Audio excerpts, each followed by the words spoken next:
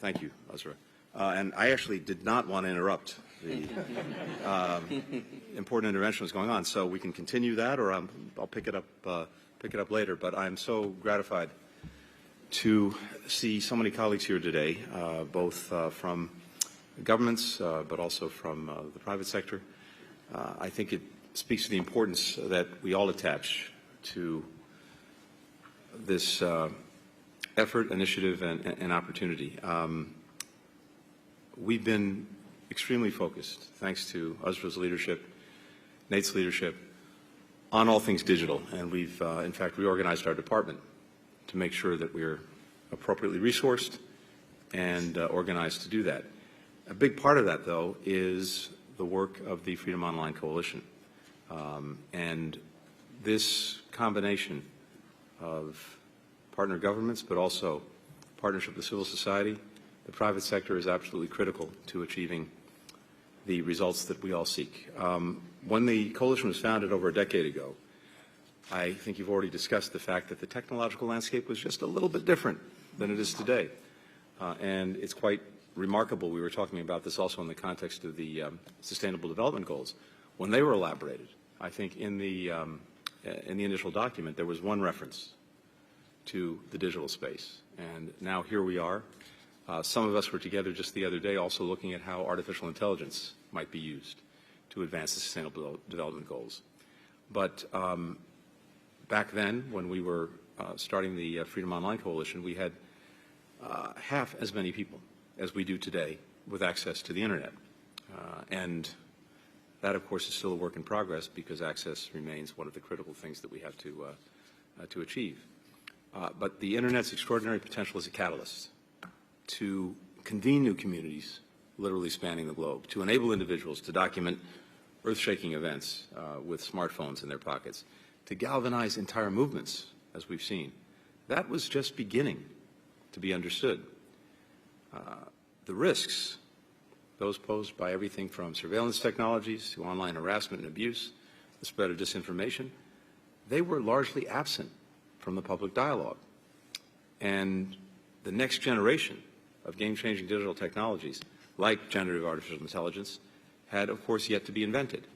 So we fast forward to today, and not exactly a secret to anyone in this room, the Internet, other digital technologies have fundamentally, and maybe more important, or just as important, likely forever, transformed our societies and our economies, literally and figuratively rewiring how we live, how we work, how we connect.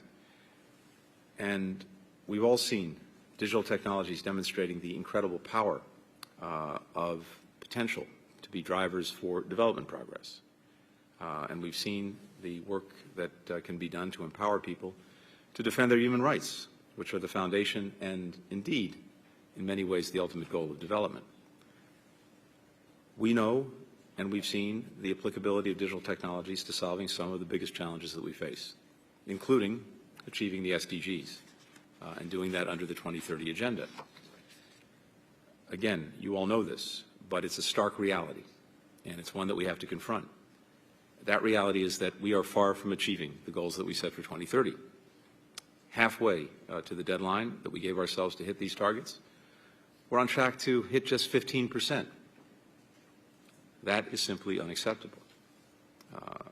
We have progress plateauing on half the goals. On nearly a third, we've actually moved backward. We've regressed. That's unacceptable. Now, obviously, there were profound drivers and profound shocks that explain some of this evolution.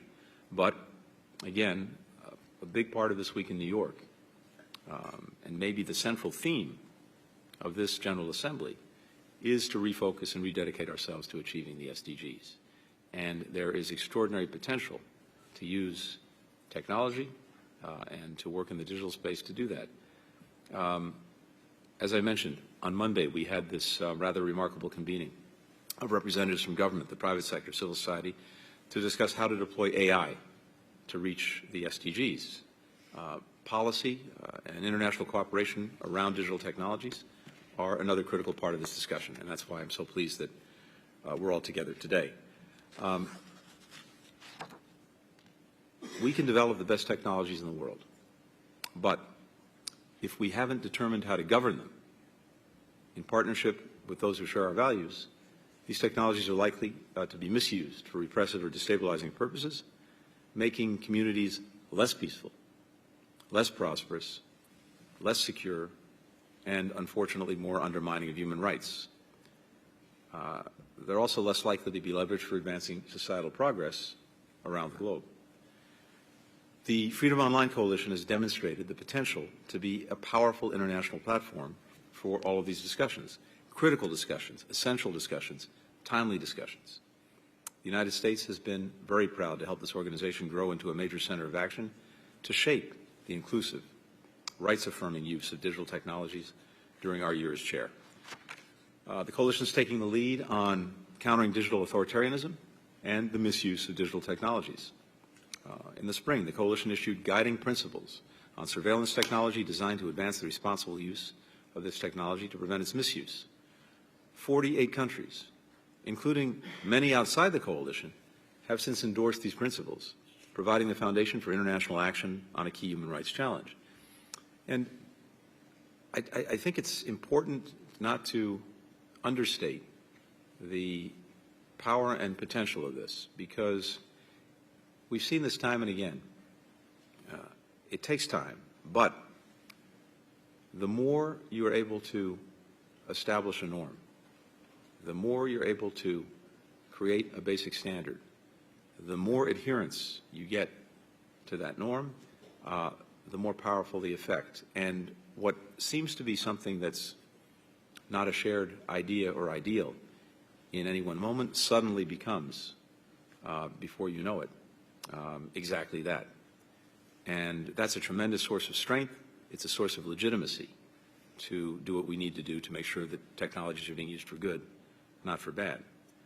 The coalition is also focused on advancing human rights in the digital space.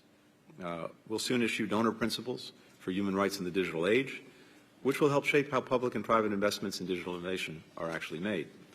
And it's also helping to guide, here again, the responsible use of artificial intelligence. The coalition intends to develop a pledge to incorporate responsible AI practices in government development, procurement, and the use of AI. That's a mouthful, but it's also really important. It's going to commit governments to take an approach to AI systems that actually uphold human rights, international law, democratic values, while managing safety risks. We will put into action our duty to protect human rights under the UN Guiding Principles on Business and Human Rights. The United States intends to build on the momentum that we've already developed through the rest of this year and then past it. We'll pass the baton to the incoming chair, the Netherlands, and we're grateful for the Netherlands leadership. And we're excited to have welcomed 3 new members this year: Iceland, Slovakia, South Korea, already making powerful contributions to the coalition's efforts. But I think we also recognize that we can't shape the terms of our technological future through this coalition alone. We need to work with partners from governments in every region of the globe to direct digital technologies toward development, toward human rights, toward the larger global good. And that's why we've asked many of you to join us today. We're committed to working with partners to boost access and inclusion to digital technologies. We're also accelerating work to close the gender digital divide. There are 2 digital divides. There's a basic digital divide where entire countries in some cases and communities or parts of countries in others do not benefit from access. But there's another digital divide, and that's a gender digital divide that we have to bridge. And we're doing that including through the Women in the Digital Economy initiative that Vice President Harris announced just last spring. This will help make digital technologies more affordable and easier to access. It will improve women and girls' digital literacy and skills. It will promote online safety and security.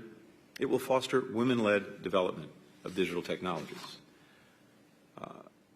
In the days ahead, in the months ahead, in the years ahead, it will ultimately not be our technological capabilities themselves that define our future, but how we choose to use them. And that choice is one of the most important that we have before us as people, as societies, as countries, as human beings. the work of people around this table, in this room, listening in on online, watching it online, is absolutely central to making sure, to the best of our ability, we make the right choice. That's an enormous responsibility, but one I'm so grateful to see so many are committed to trying to achieve. Thank you very, very much. Thank you.